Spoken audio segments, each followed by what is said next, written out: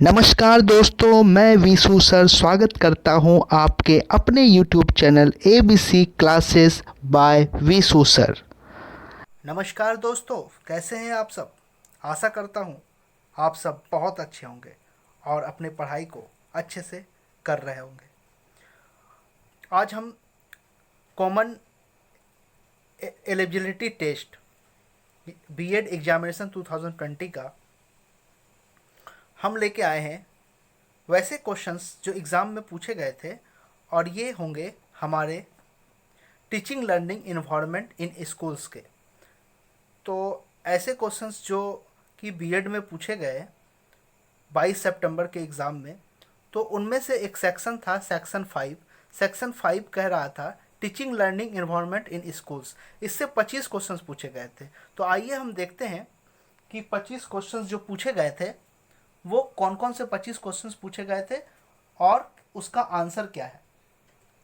अगर आपने भी यही आंसर मारा है तो आप समझेंगे कि आपका आंसर सही है, और आप चेक करके हमें बताएंगे कि आपका कौन सा क्वेश्चन गलत हुआ है और कौन सा सही हुआ है। तो हम लोग चलते हैं विद्यालय में शिक्षण एवं ज्ञान का परिवेश के सेक्शन में। तो पहला क्वेश्चन कह रहा है कि एक सेमेस्टर डैश महीने की अवधि का होता है। तो हम लोग जानते हैं कि एक सेमेस्टर 6 महीने की अवधि का होता है, तो आंसर सी हो जाएगा। ठीक है, अब हम लोग चलते हैं अगले क्वेश्चंस की तरफ। अगला क्वेश्चंस कह रहा है 97 नंबर क्वेश्चंस कह रहा है सकारात्मक अधिगमन। अधिगमन को हम लोग सीखने का परिवेश का तत्व कौन नहीं है। ठीक है, कौन नहीं है। तो सीखने वाले को अभिप्रेरित करना, रुचि का सृजन करना, बलपूर्वक नियंत्रण। तो अगर बलपूर्वक नियंत्रण करेंगे तो बच्चे नहीं सीख पाएंगे। ठीक है, आगे हम लोग चलते हैं अगले क्वेश्चंस पे। विद्यालय में एनसीसी किसके अंतर्गत आती है। तो विद्यालय में एनसीसी आती है सैन्य क्रियाओं के अंतर्गत। ठीक है, आगे हम लोग चलते हैं। इनमें से कौन सा साहित्यिक क्रिया नहीं है। साहित्यिक क्रिया नहीं है। ठीक है, तो एनएसएस जो है वो साहित्यिक क्रिया नहीं है। निबंध साहित्यिक क्रिया है, वाद विवाद साहित्यिक क्रिया है, क्विज साहित्यिक क्रिया है। ठीक है, आगे हम लोग अगले क्वेश्चन पे चलते हैं। यदि कक्षा में विद्यार्थी शोरगुल करे तो उन्हें क्या करना चाहिए। उन्हें दंडित करना चाहिए, मारना चाहिए, बाहर भेजना चाहिए, क्रियाओं में संलग्न करना चाहिए। तो क्रियाओं में संलग्न करना चाहिए। बहुत ही इजी क्वेश्चंस आए हैं। आगे का क्वेश्चन है कि समाज में घटते नैतिक मानकों का मूल कारण क्या है। तो शिक्षा नीति में विफलता मेन कारण है। गरीबी नहीं होगा, विद्यालयों की कमी नहीं होगा, अच्छे अभिभावकों की कमी नहीं होगा। हम लोग अगले क्वेश्चंस की तरफ चलते हैं। अगला क्वेश्चन कह रहा है इनमें से कौन 3R का भाग नहीं है। तो इस क्वेश्चंस को आप इंग्लिश में देखेंगे तो आपको पता चल जाएगा कि 3R जो होगा वो आर ही से होगा। तो कौन नहीं है तो रीडिंग नहीं है। ठीक है, आंसर हो जाएगा पढ़ना। ठीक है, इनमें कौन मूक बधिर की शिक्षा से संबंधित है। मूक बधिर यानी कहने का मतलब है डीप एंड डम जो लोग होते हैं, उनको उनको किस चीज़ से संबंधित रखा जाता है। ब्रेल से, सांकेतिक भाषा से और ब्रेलर से। तो ये सभी हो जाएगा। ठीक है, आगे का क्वेश्चन कह रहा है जो विद्यार्थी मूक, बधिर, नेत्रहीन या कुछ योग्यताओं में कमतर होते हैं, यानी जिसको कमी होता है, उसके लिए कौन सा नया शब्द दिया गया है। तो ये दिव्यांग शब्द नरेंद्र मोदी जी ने ही कहा था कि जितने भी नेत्रहीन लोग हैं, जितने भी मूक बधिर लोग हैं, तो उन लोगों को दिव्यांग कहकर बुलाएं, ना कि लंगड़ा, लूल्हा, बहरा। ठीक है, आगे हम लोग चलते हैं अगले क्वेश्चंस की तरफ। कह रहा है कि एक कक्षा में एक अच्छे अध्यापक द्वारा क्या पालन करना चाहिए। तो एक अच्छा अध्यापक होता है, उसको क्या पालन करना चाहिए। तेज सीखने वाले को पढ़ाना चाहिए, मध्यम गति से सीखने वाले को पढ़ाना चाहिए, धीमी गति से सीखने वाले को पढ़ाना चाहिए। तो सभी होगा। टीचर की नज़र में सभी स्टूडेंट एक समान होते हैं। ठीक है, आगे का क्वेश्चन है उच्चतर माध्यमिक यानी कि हायर सेकेंडरी एजुकेशंस की अवधि कितनी है। तो हायर सेकेंडरी एजुकेशंस की अवधि 2 वर्ष होते हैं। ठीक है, जिसे कि हम लोग 10+2 कहते हैं। एक विद्यालय में कौन वांछित नहीं है। ठीक है, कौन वांछित नहीं है? तो क्या होगा? नियमित उपस्थिति होना चाहिए विद्यालय में, अच्छा व्यवहार होना चाहिए विद्यालय में, दैहिक दंड नहीं होना चाहिए, और पुरस्कार होना चाहिए विद्यालय में, अच्छे कामों के लिए पुरस्कार देना चाहिए। विद्यालयों में बढ़ती अनुशासनहीनता के लिए एक उत्तरदायी कारण क्या है? तो आर्थिक परेशानी, शिक्षकों द्वारा नेतृत्व प्रदान करने में कमी, यही है। ठीक है, शिक्षक द्वारा नेतृत्व प्रदान करने में कमी होता है, अभिभावकों का हस्तक्षेप, बढ़ती आकांक्षाएं। आंसर हो जाएगा बी। ठीक है, हम लोग अगले क्वेश्चंस की तरफ चल रहे हैं। अगला क्वेश्चंस कह रहा है कि which of the following, questions कह रहा है which of the following is the most effective for promotions of learning among school students. कहने का मतलब है कि विद्यालय में विद्यार्थियों में अधिगमन यानी सीखने के लिए निम्न में से कौन सा सर्वाधिक प्रभावी है?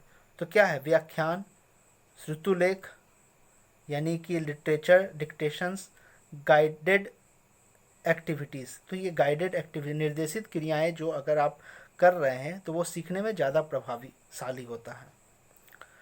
निम्नलिखित में से कौन विद्यालय की पाठ्य सहगामी क्रियाओं का भाग नहीं है? तो वाद विवाद, संगीत व गायन है, ड्रामा है, कक्षा व्याख्यान यानी क्लास लेक्चर भाग नहीं है, क्लास लेक्चर है, संगीत एवं गायन नहीं है। ठीक है, म्यूजिक एंड सॉन्ग कॉम्पिटिशन्स। आगे हम लोग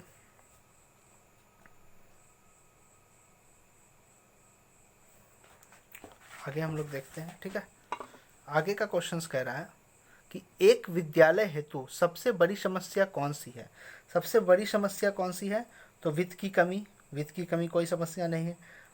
अच्छी आधारिक संरचनाओं की कमी, यही होगा आंसर। ठीक है, आगे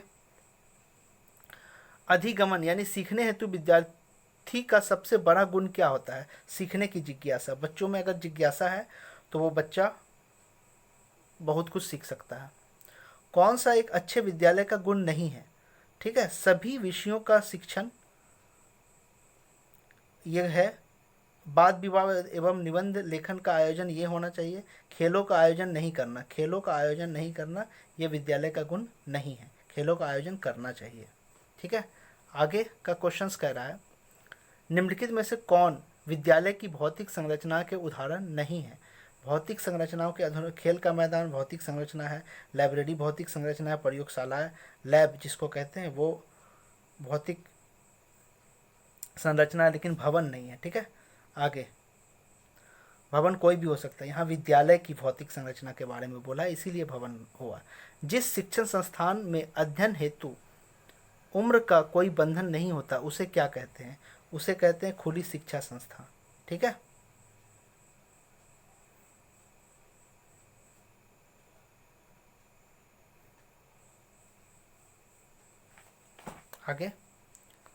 आगे का क्वेश्चन है जिस कह रहा है किस कक्षा स्तर के लिए प्राथमिक विद्यालय शब्द का प्रयोग किया जाता है? तो कक्षा 1 से 5 तक के बच्चों को प्राइमरी स्कूल में कहा जाता है, प्राइमरी स्कूल कहा जाता है। ठीक है,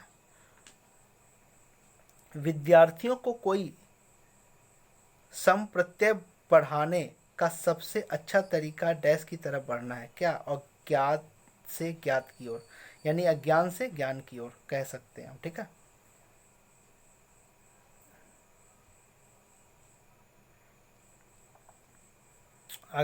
आगे कह रहा है भारत में माध्यमिक शिक्षा की अवधि क्या है? भारत में माध्यमिक शिक्षा की अवधि 2 वर्ष है। ठीक है, आगे कह रहा है कि विद्यालयों में विद्यार्थी अनुशासनहीनता का सर्वाधिक प्रबल कारण क्या है? तो विद्यार्थियों को क्रियाओं में संलग्न ना कर पाना। अगर आप विद्यार्थियों को क्रियाओं में संलग्न नहीं कर पा रहे हैं यानी कि कोई काम उसको नहीं दे पा रहे हैं तो बच्चे अनुशासनहीन हो सकते हैं। आगे कह रहा है एक शिक्षक के लिए सर्वाधिक महत्वपूर्ण क्या है? शिक्षक कौशल में दक्षता। ये शिक्षण कौशल में दक्षता ये बहुत इंपॉर्टेंट है, यानी एक्सपर्टीज इन टीचिंग स्किल्स होना बहुत ज़रूरी है। ये थे हमारे 25 क्वेश्चंस थे जो कि किससे संबंधित थे? जो कि संबंधित थे टीचिंग लर्निंग इन्वायरमेंट इन स्कूल्स। ये 25 क्वेश्चंस थे और हमारे और भी रीजनिंग के क्वेश्चंस, मैथ्स के क्वेश्चंस, हिंदी और इंग्लिश के क्वेश्चंस हमारे डिस्क्रिप्शन बॉक्स पर मौजूद है।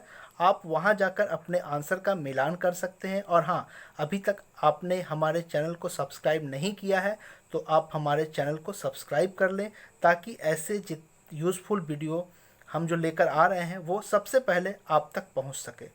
तो हम लोग अब आगे के वीडियो को देखेंगे, इंग्लिश के, हिंदी के, उसके बाद रीजनिंग के, उसके बाद फिर करंट अफेयर्स के क्वेश्चंस को देखेंगे। वो सारे क्वेश्चंस मैंने डिस्क्रिप्शन बॉक्स पर दे दिया है, आप वहां जाकर उसे देख सकते हैं और मिला सकते हैं कि आपके कितने क्वेश्चंस सही हैं और कितने क्वेश्चंस गलत हैं।